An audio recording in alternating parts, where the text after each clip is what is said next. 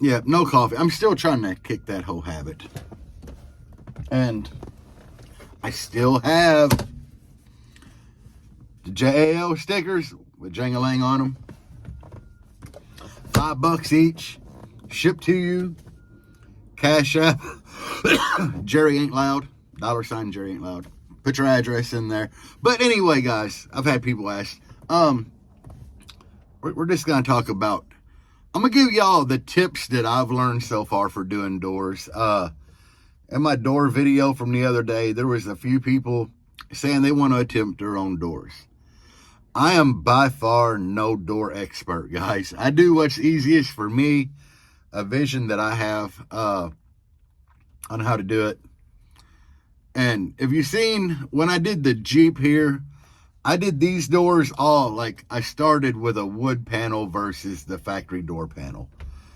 You know, and if you're going to do something like that, obviously the rivet tool for rivet nuts, that tool is listed in my Amazon store in the description link of the video.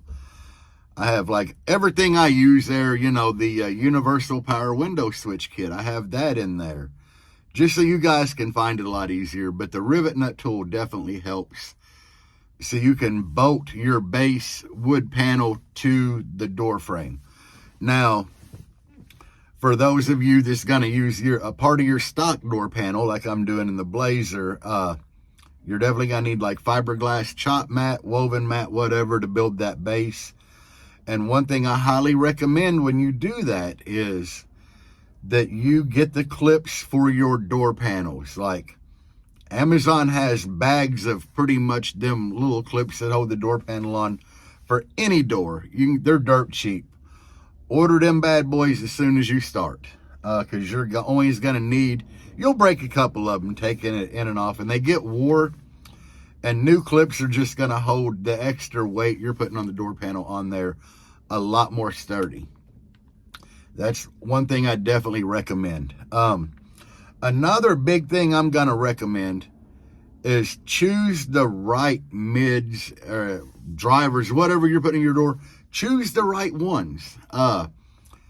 You don't want something that's like this thick, you know, from top to bottom of the motor, trying to fit it in your door. I've been there. I've done that. It sucks. I love them DS18 Neo 10s. I loved them. Those things, like the frequency response on them started at like 60 hertz. They played really, really good mid bass, and that I loved about them. But I don't like the fact that they were just so deep. You know, try to find something pretty shallow. That's going to be another thing I definitely recommend. Another thing I'm going to recommend is you guys, you know, a lot of you have watched me build the doors that I have in here, what I've been doing on the Blazer door rebuild. And there's, you know, I'm no door expert. I've done a few. They're turning out pretty decent, you know. There are two channels that I would highly recommend. One is Sprayway Customs. This dude, he does dashes, he does doors, he does a little bit of everything on his channel. And watch some of his door videos. He definitely has his own unique way of doing things, and they always turn out great in the end. That dude has some skill, and you can learn a lot more tips and tricks and visions watching him. And then the other channel I would recommend is called Magic Sound. Now, this guy's in Russia, and he's Russian, and he speaks absolutely no English. So you can watch his channel on mute with some music on. Because when he talks, you're not going to understand a damn thing he says. But he does phenomenal doors also. And I would highly recommend, you know, giving him a view. Both of these channels, they approach things totally different.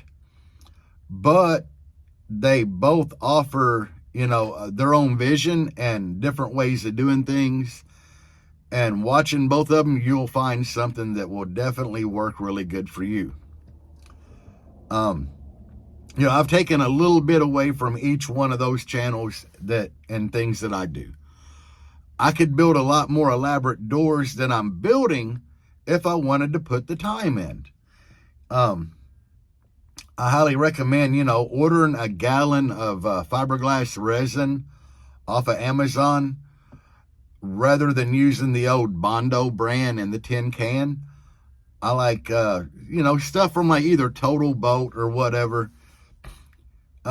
What's wrong with the Bondo brand fiberglass resin is that stuff has a lot of wax in it, which makes it more of a pain in the butt to sand because it wants to clog up the sandpaper and everything.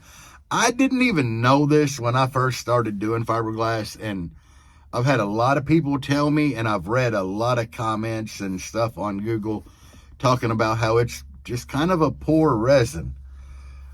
It is really thick. When you mix it, it comes out pretty thick, kind of like maple syrup.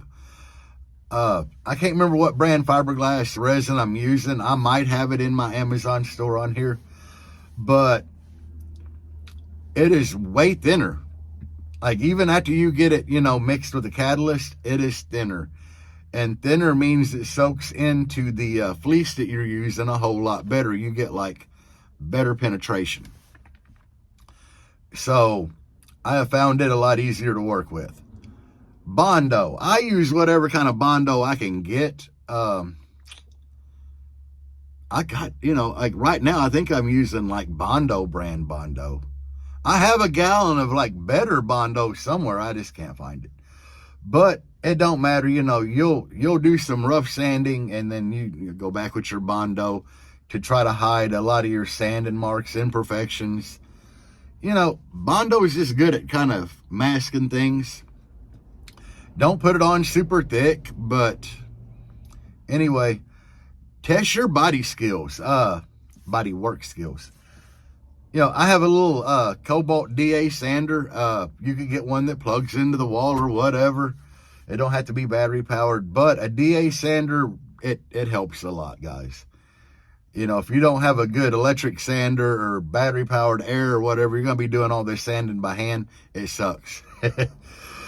Especially sanding down the fiberglass. So a DA sander definitely helps. That's really all I got for you guys. When you get the skeleton made, where everything's kind of glued in place or whatever before you wrap your fleece around it, it's always good to do a test fit. Gently put the panel back in the car. You don't even have to have the clips in it, but you definitely want to get it to where you can hang it on the door and gently shut the door and make sure that you have, distance between your seat and what speaker would be there, and that everything clears the dash. Because like in this Jeep, there's like this much of the panel that sneaks behind the edge of the dash on each side. And another good tip I'm going to give you is if you're doing horns, and even if you're in a stock, using part of your stock panel, put the horns down at the bottom in the front. What I mean at the front, like the lower front of the part of the door, because there you're under the dash part, but you're in front of the seat.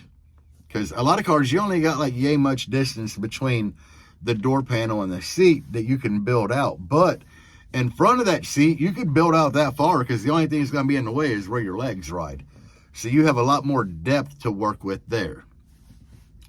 Other than that, the people that have commented in the video that after watching me, they think they could do their own door panels, or they want to give them a try, go for it, guys. Man, it's wood and fiberglass. You mess anything up in fiberglass, you can cut it out, grind it off, whatever, and redo it. Or if it's wood, you can rebuild it, I would go as far as saying you could cut part of a door panel apart that you fiberglassed, hot glue a new piece of wood in there and go back with a little fiberglass and Bondo and repair it and make it look great. When I built the doors in this Jeep, I thought I lost them. I hated the way they were turning out. They wasn't working for me at all because I chose fleece that had the fur fiber on it that was way too thick. But I just kept working at it, and after I got them sanded down and bondoed and everything, to me they turned out good. I don't like finishing out really smooth the paint, so I use like some Flexstone texture on them and then paint it over that. It hid a whole lot of the bodywork marks and imperfections.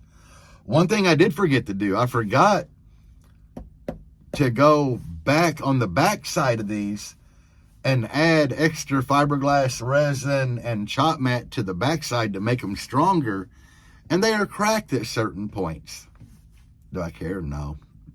I mean, it's still pretty stiff. I am gonna go back sometime when it gets warmer and I have free time. I'm gonna pull them off for a weekend, and I am gonna go on the backside and reinforce, and then I'm gonna add a new coat of paint to them, but I don't care. I have had somebody come in here and tell me that my door panels look like, I don't care.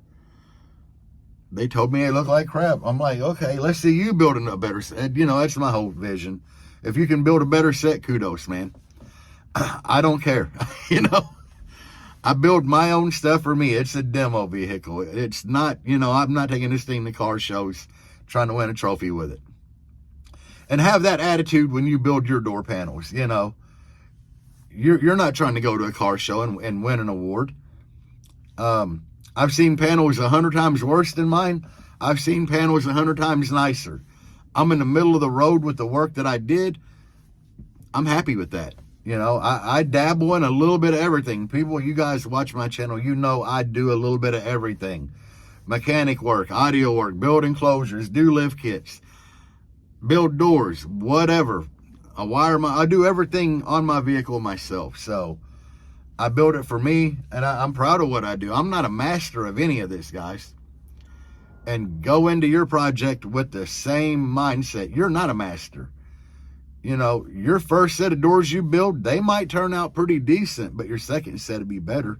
Your third set will be better than that. What I'm doing, the ones I cut apart that was on my wife's Blazer, that was the second set of doors I had ever done. The ones on here now were my third that's in this Jeep. And I'm going back and, rebuilding the Blazer. And what I've learned a lot just in the 3 sets that I've made so far. I've learned a whole lot.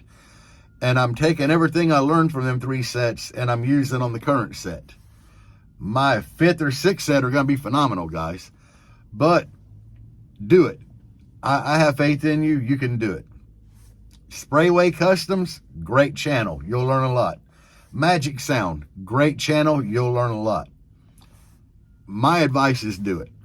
If you want to attempt building door panels, go for it. At the end of the day, I mean, you ain't going to lose nothing. If you watch Magic Sound, you'll see how I did the factory Blazer door panel, where you cover the whole bottom of the door panel that you're going to fiberglass, cover that whole area in masking tape, put resin down and lay, chop mat down, and build you a base about yay thick. What was it? Yay thick. And then peel it off. And then when you untape the door panel still looks perfect. So you don't have nothing to lose. But anyway, guys, I hope this helps some of y'all.